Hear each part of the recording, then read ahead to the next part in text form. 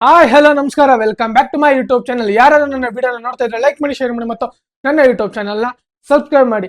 ಹಾಗೆ ಮೂರನೇ test match BGT test match ಎರಡನೇ ದಿನಾಂತ್ಯಕ್ಕೆ ಆಸ್ಟ್ರೇಲಿಯಾ 7 ವಿಕೆಟ್ಗೆ 405 ರನ್ಗಳ ಮುನ್ನಡೆ ಇದೆ. ಅದರಲ್ಲೂ ಅಲ್ಲದೆ ನಿನ್ನೆ ಅಂತೂ ಹೆವಿ ರೈನ್ ಇಂದ ಬರೀ ಆಸ್ಟ್ರೇಲಿಯಾ 28 ರನ್ಗಳನ್ನ ಹೊಡೆದಿತ್ತು. ಆದ್ರೆ ಇವತ್ತು ಯಾವುದೇ ರೀತಿ ಮಳೆ ಬರ್ದೇನೆ, ಮಳೆ ಅಡ್ಡಿ ಇಲ್ದೇನೆ ಮ್ಯಾಚು ಎರಡನೇ ದಿನ ಸುಸೂತ್ರವಾಗಿ ಮುಗಿದಿದೆ. ಅದಕ್ಕೋಸ್ಕರ ಒಂದ್ ಸ್ವಲ್ಪ ಮ್ಯಾಚ್ ನ ಬೇಗ ಸ್ಟಾರ್ಟ್ ಮಾಡಿ ಒಂದ್ ಸ್ವಲ್ಪ ಮ್ಯಾಚ್ ನ ಲೇಟ್ ಆಗಿ ಮುಗಿಸ್ತಾ ಇದ್ರು. ಏನಕ್ಕಂದ್ರೆ ನಿನ್ನೆ ಯಾವ್ದು ಓವರ್ಗಳು ನಡೆದಿಲ್ವೋ ಅದಕ್ಕೋಸ್ಕರ ಅದಕ್ಕೆ ಒಂದ್ ಸ್ವಲ್ಪ ಕಂಪ್ಯಾರಿಸನ್ ಮಾಡ್ಬೇಕು ಅಂತ ಓವರ್ ನ ಒಂದ್ ಸ್ವಲ್ಪ ಎಕ್ಸ್ಟೆಂಡ್ ಮಾಡ್ಕೊಂಡಿದ್ದಾರೆ. ಅದಕ್ಕೋಸ್ಕರ ಓವರ್ ನ ಒಂದ್ ಸ್ವಲ್ಪ ಜಾಸ್ತಿ ಮಾಡ್ಕೊಂಡಿದ್ದಾರೆ ಅಷ್ಟೇ ಹೊರತು ಇನ್ನೇನು ಇಲ್ಲ.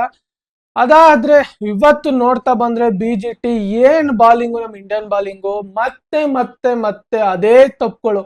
ಯಾವುದೇ ರೀತಿ ಮಿಡಲ್ ಆರ್ಡರ್ ಅಲ್ಲಿ ಟ್ರಾವಿಸ್ ಹೆಡ್ ನ ಎತ್ತಕ್ಕೆ ನಮ್ ಇಂಡಿಯನ್ ಬಾಲಿಂಗ್ ಅನಾಲಿಸಿಸೇ ಮಾಡ್ತಾ ಇಲ್ವೇನೋ ಅದಂತೂ ಗೊತ್ತಿಲ್ಲ.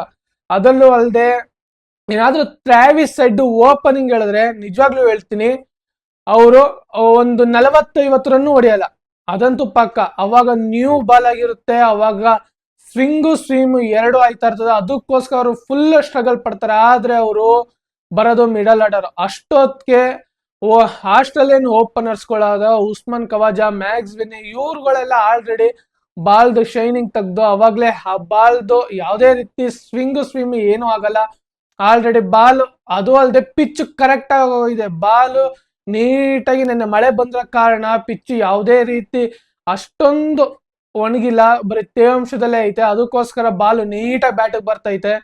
ಆದ್ರೆ ಹೊಸ ಬಾಲ್ಗಳು ಮಾತ್ರ ಒಂದ್ ಸ್ವಲ್ಪ ಮೂವ್ಮೆಂಟ್ ಆಯ್ತಾ ಇದೆ ಅಷ್ಟೇ. ಅದ್ರ ಬಿಟ್ರೆ ಇನ್ ಯಾವುದೇ ಕಾರಣಕ್ಕೂ ಹಳೆ ಬಾಲ್ಗಳಲ್ಲಿ ಆಡ್ತಾ ಇದ್ರೆ ಯಾವುದೇ ಕಾರಣಕ್ಕೂ ಸ್ವಿಮ್ ಏನು ಆಯ್ತಾ ಇಲ್ಲ. ಇದರಿಂದ ಇಂಡಿಯನ್ ಬಾಲಿಂಗ್ಗೆ ಫುಲ್ ಎಫೆಕ್ಟ್ ಆಯ್ತು. ಇದರಿಂದ ಇಂಡಿಯಾ ಟಾಸ್ ಗೆದ್ದು ಏನಾದ್ರೂ ತಪ್ಪು ಮಾಡಿದ್ರ ಅಂತ ಅನ್ಸಿದ್ರೆ ನಿಜವಾಗ್ಲೂ ತಪ್ಪೇನು ಮಾಡಿಲ್ಲ.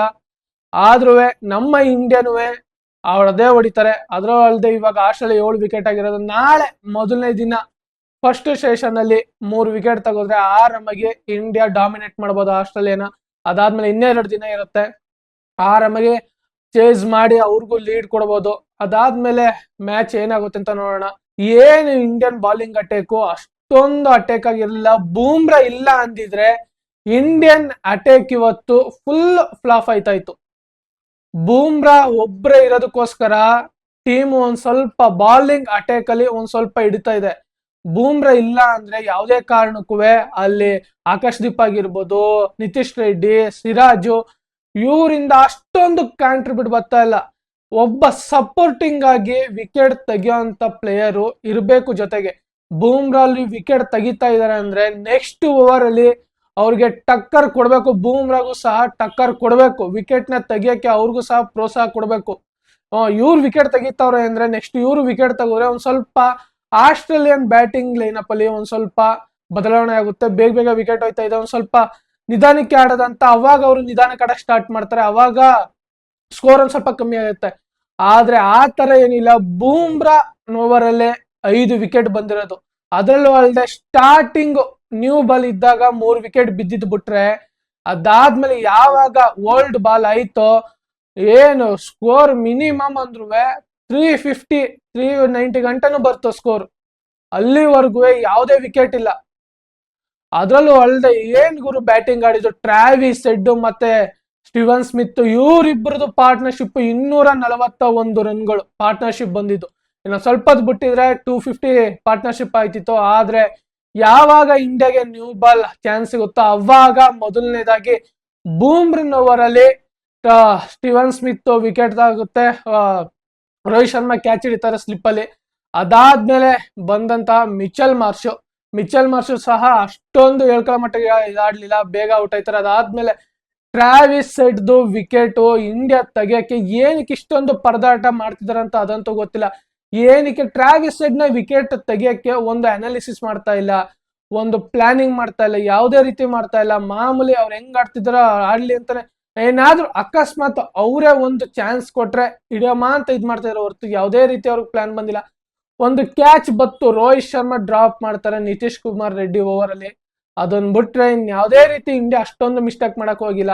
ಇದೊಂದು ಇಂಡಿಯಾಗೆ ಎಫೆಕ್ಟ್ ಆಗಿದ್ದು. ಏನಾದ್ರೂ ರೋಹಿತ್ ಶರ್ಮಾ ಅವಲೇ ಕ್ಯಾಚ್ ಹಿಡಿದಿದ್ರೆ ಒಂದ್ ಸ್ವಲ್ಪ ಸ್ಕೋರು, ಆಸ್ಟ್ರೇಲಿಯನ್ ಸ್ಕೋರು ಒಂದು 400 ಒಳಗೆ ಇರ್ತಿತ್ತು. ಇವಾಗ್ಲೂ ನಾಳೆ 400+ ಹೋಯ್ತಿತ್ತು, ಆದ್ರೆ ನಿಜವಾಗ್ಲೂ 400 ಕೆಳಗೆ ಇರ್ತಿತ್ತು. ಆದ್ರೆ ಏನಕ್ಕೆ ಇಂಡಿಯನ್ ಬೌಲಿಂಗ್ ಅಟ್ಯಾಕ್ ಅಲ್ಲಿ, ಅದರಲ್ಲೂ ಅಲ್ಲದೆ ನಮ್ಮ ಇಂಡಿಯನ್ ಕೋಚಿಂಗ್ ಡಿಪಾರ್ಟ್ಮೆಂಟ್ ಅಲ್ಲಿ, ಬೌಲಿಂಗ್ ಡಿಪಾರ್ಟ್ಮೆಂಟ್ ಅಲ್ಲಿ ಏನಕ್ಕೆ ಇದ್ರ ಬಗ್ಗೆ ಯೋಚನೆ ಮಾಡ್ತಾ ಇಲ್ಲ ಅಂತ ಅದಂತೂ ಗೊತ್ತಿಲ್ಲ. ಟ್ರಾವಿಸ್ ಹೆಡ್ ಏನ್ ಮೊದಲನೇ ಇನ್ನಿಂಗ್ಸ್ ಅಂದ್ರೆ ಮೊದಲನೇ ಟೆಸ್ಟ್ ಮ್ಯಾಚ್ ಅಲ್ಲೂ ಹೊಡೆದಿದ್ದಾರೆ 89. ಅದಾದ್ಮೇಲೆ ಮಿಸ್ ಆಯ್ತು ಅಲ್ವೇ ಶತಕ. ಅದಾದ್ಮೇಲೆ ಸೆಕೆಂಡ್ನೇ ಟೆಸ್ಟ್ ಎಫೆಕ್ಟ್ ಹೊಡೆದಿದೆ ಟ್ರಾವಿಸ್ ಹೆಡ್ದು. ಮೂರನೇ ಟೆಸ್ಟ್ ಮ್ಯಾಚ್ ಅಲ್ಲೂ ಸಹ 150 ರನ್ಗಳು ಹೊಡಿತಾರೆ. ಆದ್ರೆ ಏನಕ್ಕೆ ಇಲ್ಲಿವರೆಗೂ ನಮ್ಮ ಇಂಡಿಯನ್ ಬೌಲಿಂಗ್ ಅಲ್ಲಿ ಇನ್ನಾದ್ರದ್ದು ಯೋಚನೆನೇ ಬಂದಿಲ್ಲ, ಯಾವ ರೀತಿ ಅಟ್ಯಾಕ್ ಮಾಡಬೇಕು ಟ್ರಾವಿಸ್ ಹೆಡ್ಗೆ ಅಂತ. ಹಾಗೆ ಸಿರಾಜ್ಗೂ ಮತ್ತು ಲಿಬೇಷನ್ಗೂ ಸಹ ಮ್ಯಾಚ್ ಮಧ್ಯದಲ್ಲಿ ಒಂದ್ ಸ್ವಲ್ಪ ಮಾತಿನ ಚಕಮಕಿ ನಡೀತು. ಅದಾದ್ಮೇಲೆ ಸಿರಾಜ್ ಹೋಗಿ ಒಂದ್ ಸ್ವಲ್ಪ ಬೇಲ್ಸ್ನ ಒಂದ್ ಸ್ವಲ್ಪ ವಿಕೆಟ್ ಸರಿ ಮಾಡಿದ್ರು, ಅದಾದ್ಮೇಲೆ ಹೋಗಿದ್ರು. ಅದಾದ್ಮೇಲೆ ಬಂದಂತಿದ್ದು ಸ್ಟೀವನ್ ಸ್ಮಿತ್. ಏನ್ ಬ್ಯಾಟಿಂಗ್ ಗುರು ಸ್ಟೀವನ್ ಸ್ಮಿತ್ದು, ಏನ್ ಇವ್ರಿಗೆ ಬ್ಯಾಟಿಂಗ್ ಬೇಡ, ಇವ್ರಿಗೆ ಇನ್ನೇನು ರಿಟೈರ್ಡ್ ಪ್ಲೇಯರ್ ಅಂತ ಟೈಮಲ್ಲಿ ಫಾರ್ಮ್ಗೆ ಬಂದಿತ್ತು. ಅದರಲ್ಲೂ ಅಲ್ಲದೆ ಏನು ಒಂದೂವರೆ ವರ್ಷ ಆಗಿತ್ತೇನೋ ಅವ್ರು ಇದ್ರಲ್ಲಿ 100 ಬಂದಿದ್ದು. ಅದರಲ್ಲೂ ಅಲ್ಲದೆ ಇವಾಗ ಗಾಬಾದಲ್ಲಿ ನಡೆದಿದ್ದಲ್ಲ ಮ್ಯಾಚ್ ಅಲ್ಲಿ ಸ್ಟೀವನ್ ಸ್ಮಿತ್ಗೆ 100 ಬತ್ತು. ಇದು ಅವ್ರಿಗೆ ಒಂದ್ ಸ್ವಲ್ಪ ಬ್ಯಾಟಿಂಗ್ ಆಡೋದಕ್ಕೆ ಅನುಕೂಲ ಆಯಿತು. ಅವ್ರಿಗೂ ಸಹ ನೆಕ್ಸ್ಟ್ ಇನ್ನಿಂಗ್ಸ್ಗೆ ನಾನು ನಿಂತು ನಮ್ಮ ಆಸ್ಟ್ರೇಲಿಯಾಗೆ ಒಂದ್ ಸ್ವಲ್ಪ ಸ್ಕೋರ್ ಹೊಡ್ಕೊಡ್ಬೋದು ಅಂತ ಒಂದು ಅವ್ರಿಗೂ ಸಹ ಕಾನ್ಫಿಡೆಂಟ್ ಬಂದಿದೆ.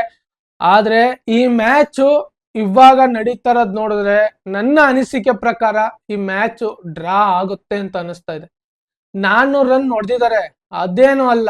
ಇಂಡಿಯಾ 400 ರನ್ನ ಇವರು ಚೇಸ್ ಮಾಡಿ ಅವ್ರಿಗೆ ಲೀಡ್ ಕೊಡಬೇಕು. ಲೀಡ್ ಕೊಟ್ಟು ಅವರು ತಿರ್ಗಾ ಅವರು ಆ ಲೀಡ್ ನ ಹೊಡೆದು ಅವರು ಲೀಡ್ ಕೊಟ್ಟು ಇಂಡಿಯಾ ಆಡ್ಬೇಕು. ಯಾವ ರೀತಿ ಆಗುತ್ತಂತ ಗೊತ್ತಿಲ್ಲ. ಇಂಡಿಯಾ 400 ರನ್, ಈ 400 ರನ್ ಹೊಡೆಯಕ್ಕೆ ಪರದಾಡಿ ಏನಾದ್ರು ಆಲ್ ಔಟ್ ಆದ್ರೆ ನನಗಂತೂ ಇದಂತೂ ಹೇಳಂತ ಅಸಾಧ್ಯ. ಏನು ಪಿಚ್ ಅಂತೂ ನ್ಯಾವಾಗೆ ಇದೆ, ಯಾವುದೇ ರೀತಿ ಸ್ವೀಮು ಏನು ಆಯ್ತಾ ಇಲ್ಲ. ನೀಟಾಗಿ ಬ್ಯಾಟಿಗೆ ಬರ್ತಾ ಇದೆ ಬಾಲು. ಯಾವುದೇ ರೀತಿ ಪಿಚ್ ಅಂತೂ ಬ್ಯಾಟ್ಸ್ಮನ್ಗಳಿಗೆ ಅಡ್ವಾಂಟೇಜೇ ಇದೆ. ಯಾವಾಗ ನ್ಯೂ ಬಾಲ್ ಓಲ್ಡ್ ಬಾಲ್ ಆಯ್ತೋ ಆಸ್ಟ್ರೇಲಿಯನ್ ಬಾಲರು ಚಿತಲ್ ಪತಾಲೆ. ಅಷ್ಟೊಂದು ಬಾಲ್ ಎಫೆಕ್ಟಿವ್ ಆಗಂತೂ ಬರಲ್ಲ. ಏನಾರ ಎಫೆಕ್ಟಿವ್ ಅಂತ ಇದ್ರೆ ಮಿಚೆಲ್ ಸ್ಟಾರ್ಕ್ ಓವರ್ ಒಂದೇ. ಏನಾರ ತಂದು ಸರಿಯಾಗಿ ಏನಾರ ಬುಡಕ್ಕೆ ಯಾರ್ಕಾರ್ ಹೊಡೆದ್ರೆ ಪಕ್ಕ ವಿಕೆಟ್ ಹೋದ್ರೆ ಹೋಗ್ಬೋದು. ಆದ್ರೆ ಇನ್ಯಾವುದೇ ರೀತಿ ಅಷ್ಟೊಂದು ಇದಾಗಿಲ್ಲ. ಆದ್ರೆ ನಮ್ಮ ಇಂಡಿಯನ್ ಬಾಲಿಂಗ್ ಅಟ್ಯಾಕ್ ಅಲ್ಲಿ ಯಾವುದೇ ರೀತಿ ಬೌನ್ಸ್ ಅಟ್ಯಾಕ್ ಇರ್ಬೋದು, ಯಾವುದೇ ಅಷ್ಟೊಂದು ಏನೂ ಮಾಡ್ಲಿಲ್ಲ. ಆದ್ರೆ ಹೇಳ್ಕೊಳ್ಳೋ ಮಟ್ಟಿಗೆ ಹೊಸ ಬಾಲ್ ಎರಡನೇ ನ್ಯೂ ಬಾಲ್ ಬಂದಾಗ್ಲೇ ಆಸ್ಟ್ರೇಲಿಯಾದು, ಅದರಲ್ಲೂ ಅಲ್ಲದೆ 4 ವಿಕೆಟ್ ಬಿದ್ದಿತ್ತು. ಇಲ್ಲ ಅಂದಿದ್ರೆ ನಿಜವಾಗ್ಲೂ ಅಷ್ಟು ವಿಕೆಟ್ ಅಂತೂ ಬೀಳ್ತಾನೆ ಇರ್ಲಿಲ್ಲ. ಇದೊಂದು ತಲೆಯಲ್ಲಿ ಆಡ್ಬೇಕು. ಇವಾಗ ಇಂಡಿಯಾ ಇದನ್ನೆಲ್ಲ ಪಕ್ಕು ಕಿಟ್ಟಿ ಇವಾಗ ನೀಟಾಗಿ ಫಸ್ಟ್ ಇನ್ನಿಂಗ್ಸ್ಗೆ ಬ್ಯಾಟಿಂಗ್ ಪ್ರಿಪರೇಷನ್ ಮಾಡಬೇಕು. ಅದು ಫಸ್ಟ್ ನಮಗೆ ಇಂಪಾರ್ಟೆಂಟ್ ಆಗಿರೋದು ಬ್ಯಾಟಿಂಗ್ ಆರ್ಡರ್ ಅಲ್ಲಿ. ಯಾವುದೇ ರೀತಿ ಮಿಡಲ್ ಆರ್ಡರ್ ಅಲ್ಲಿ ಸ್ಕೋರ್ ಬರ್ತಾ ಇಲ್ಲ, ಅದೊಂದೇ ಬೇಕಾಗಿರೋದು. ಎಲ್ಲ ವಿಕೆಟ್ಗಳು ತಪ್ಪ ಅಂತ ಉದುರೈತೈತೆ. ಅದರಲ್ಲೂ ಅಲ್ಲದೆ ನಮಗ್ ಮೇನ್ ರನ್ ಬರ್ಬೇಕಾಗಿರೋದೇ ವಿರಾಟ್ ಕೊಹ್ಲಿಯಿಂದ. ಯಾವುದೇ ರೀತಿ ವಿರಾಟ್ ಕೊಹ್ಲಿಯಿಂದ ಮೊದಲನೇ ಟೆಸ್ಟ್ ಮ್ಯಾಚ್ ಅಲ್ಲಿ 100 ಬಿಟ್ರೆ ಇನ್ ಯಾವುದೇ ಮ್ಯಾಚ್ಗಳಲ್ಲೂ 100 ಬಂದಿಲ್ಲ. ಅದಕ್ಕೋಸ್ಕರ ಈ ಮ್ಯಾಚ್ ಅಲ್ಲಾದ್ರೂ ವಿರಾಟ್ ಕೊಹ್ಲಿಯಿಂದ ರನ್ ಬರ್ಲಿ, ಓಪನರ್ ಇಬ್ರಿಂದನೂ ಒಂದು ಮಿನಿಮಮ್ ಅಂದ್ರೂ 150 ಪಾರ್ಟ್ನರ್ಶಿಪ್ ಬರ್ಲೇಬೇಕು. ಈ ಸ್ಕೋರ್ ನೋಡಿದ್ರೆ 150 ಅಲ್ಲ 200+ ಪಾರ್ಟ್ನರ್ಶಿಪ್ ಬಂದ್ರೆ ಬೆಸ್ಟ್ ಅಂತೀನಿ. ಅದಾದ್ಮೇಲೆ ಮಿಡಲ್ ಅಲ್ಲಿ ವಿರಾಟ್ ಕೊಹ್ಲಿ, ಪಂತ್ ಇವರೆಲ್ಲ ನಿಂತಿ ಆಡ್ಬೇಕು. ಈ ಪಂತು ಅಗ್ರೆಸಿವ್ ಆಗಿ ಆಡೋದು. ಗಾಬಾದಲ್ಲಿ ಫಸ್ಟ್ ಮ್ಯಾಚ್ ವಿನ್ ಮಾಡಿಸಿದೆ ಪಂತು. ಆದ್ರೆ ಈ ರೀತಿ ಇವಾಗಿರೋ ಸ್ಕೋರ್ ಡಿಫೆಂಡ್ ಮಾಡಬೇಕು ಅಂದ್ರೆ ಅಗ್ರೆಸಿವ್ ಬಿಟ್ಟು ಡಿಫೆಂಡ್ ಮೂಡಲ್ಲೇ ಆಡಬೇಕು. ಯಾವುದೇ ರೀತಿ ಹೊಡೆಯಂತ ಇದಕ್ಕೆ ಹೋಗ್ಬಾರ್ದು. ಬೇಗ ಹೊಡೆಯಂತ ಮೂಮೆಂಟ್ಗೆ ಹೋದ್ರೆ ವಿಕೆಟ್ಗಳು ಬೇಗ ಹೋಗಿ ಇಂಡಿಯನ್ ಬ್ಯಾಟಿಂಗ್ ಕೊಲೆಪ್ಸೆ ಆಗೋಗುತ್ತೆ. ಅದಕ್ಕೋಸ್ಕರ ವಿರಾಟ್ ಕೊಹ್ಲಿಯಿಂದನೂ ರನ್ ಬರಬೇಕು. ಹಾಗೆ KL ರಾಹುಲ್, ಯಶಸ್ವಿ ಜೈಸ್ವಾಲ್, ರೋಹಿತ್ ಶರ್ಮಾ, ನಿತೀಶ್ ಕುಮಾರ್ ರೆಡ್ಡಿಯಿಂದ ಕಾಣಿಕೆ ಅಂತೂ ಬರ್ತಾ ಇದೆ, ರನ್ ಅಂತೂ ಬರ್ತಾ ಇದೆ. ಆದ್ರೆ ಲಾಂಗ್ ಇನ್ನಿಂಗ್ಸ್ ಸ್ಕೋರ್ ಬರಬೇಕು. ಯಾವುದೇ ಕಾರಣಕ್ಕೂ ಅವರು ಒಂದು 40-42ಗೆ ಬೇಗ ಔಟ್ ಆಯ್ತಾ ಇದಾರೆ. ಆದ್ರೆ ಅವರು ಅದನ್ನ 100 ಕನ್ವರ್ಟ್ ಮಾಡಬೇಕು. 100 ಕನ್ವರ್ಟ್ ಮಾಡಿದ್ರೆ ಇಂಡಿಯನ್ ಬ್ಯಾಟಿಂಗ್ ಅಲ್ಲಿ ಒಂದು ಹಿಡಿತ ಬರುತ್ತೆ. ಅದರಲ್ಲೂ ಅಂತೂ ಬೆಂಕಿ ಕಾಣಿಸ್ತದೆ ಅವಾಗ ಇಂಡಿಯನ್ ಬ್ಯಾಟಿಂಗ್ ಅಲ್ಲಿ. ಆದ್ರೆ ಅಲ್ಲಿವರೆಗೂ ಇಂಡಿಯನ್ ಬ್ಯಾಟಿಂಗ್ ಅಲ್ಲಿ ಅಷ್ಟೊಂದು ಹೇಳ್ಕೊಳ್ಳೋ ಮಟ್ಟಗಂತೂ ಕಾಣಿಸೋದೇ ಇಲ್ಲ. ನಮಗ್ ಬೇಕಾ ಇವಾಗ ಕರೆಕ್ಟ್ ಆಗಿ ಸಿಚುವೇಶನ್ ನೋಡಿದ್ರೆ ನಮ್ಮ ಮಿಡಲ್ ಆರ್ಡರ್ ಅಲ್ಲಿ ಸ್ಕೋರ್ ಬರಬೇಕು, ಟಕ್ಕರ್ ಕೊಡೋ ಅಂತ ರನ್ಗಳನ್ನ ಕೊಡಬೇಕು. ಒಂದು ಲಾಂಗ್ ಪಾರ್ಟ್ನರ್ಶಿಪ್ ಕೊಟ್ರೆ, ಒಂದು 100 ಒಂದು 150 ಪಾರ್ಟ್ನರ್ಶಿಪ್ ರನ್ ಕೊಟ್ರೆ ಎಲ್ಲರಿಂದನೂ ಒಂದ್ ಸ್ವಲ್ಪ ಸ್ಕೋರ್ ಆರಾಮಾಗಿ ಲೀಡ್ ಮಾಡ್ಬೋದು. ಅದೇನಂತ ಕಷ್ಟ ಅಲ್ಲ, 400 ರನ್ನು ಟೆಸ್ಟ್ ಅಲ್ಲಿ ಹೊಡೆಯೋದು ಈಸಿನೇ, ಆದ್ರೆ ತಲೆ ಇಟ್ಟು ಆಡ್ಬೇಕಷ್ಟೇ. ಏನಾದ್ರೂ ಒಂದು ಸ್ವಲ್ಪ ಹೆಚ್ಚು ಕಮ್ಮಿ ಆಯ್ತು ಅಂದ್ರೆ ವಿಕೆಟ್ಗಳಂತೂ 10 ರನ್ಗಲ್ಲ 15 ರನ್ಗೆ ಆಲ್ಔಟ್ ಆಗೋಂತ ಸಿಚುವೇಶನ್ ಬಂದ್ರು ಬರ್ಬೋದು. ನೋಡಿದ್ವಲ್ಲ ಅವಾಗ್ಲೇ ನಮ್ ಇಂಡಿಯಾ 35 ರನ್ಗೆ ಆಲ್ಔಟ್ ಆಗಿದ್ದು. ಅದಕ್ಕೋಸ್ಕರ ಹೇಳ್ತಾ ಇರೋದು, ಈ ಸಿಚುವೇಶನ್ ಅವರು ತಲೆಲಾರ ಹಿಡ್ಕೊಂಡು ನೀಟಾಗಿ ಬ್ಯಾಟಿಂಗ್ ಆರ್ಡರ್ ಆಡಿದ್ರೆ, ಬ್ಯಾಟಿಂಗು ಲೈನ್ ಅಪ್ ಚೆನ್ನಾಗಿದೆ ಇಂಡಿಯಾದು, ಅದು ಅಲ್ಲದೆ ಬ್ಯಾಟಿಂಗ್ ಪಿಚ್ ಇದು ಚೆನ್ನಾಗಿ ಆಡಿದ್ರೆ ಬೆಂಕಿಯಾಗೆ ಆಡ್ಬೋದು. ನಾಳೆ ಏನಾಗುತ್ತಂತ ಗೊತ್ತಿಲ್ಲ, ಆದ್ರೆ 3 ವಿಕೆಟ್ ತೆಗ್ದು ಇಂಡಿಯಾ ಡಾಮಿನೇಟ್ ಮಾಡ್ಲಿ ಆಸ್ಟ್ರೇಲಿಯಾ ಅನ್ನೋದೇ ನಮ್ಮ ಇಷ್ಟ. ಹಾಗೆ ಇದೇ ತರದ ಮುಂದಿನ ವಿಡಿಯೋದಲ್ಲಿ ಸಿಗೋಣ. ಜೈ ಹಿಂದ್, ಜೈ ಕರ್ನಾಟಕ, ಮತ್ತೆ ವಂದನೆಗಳು.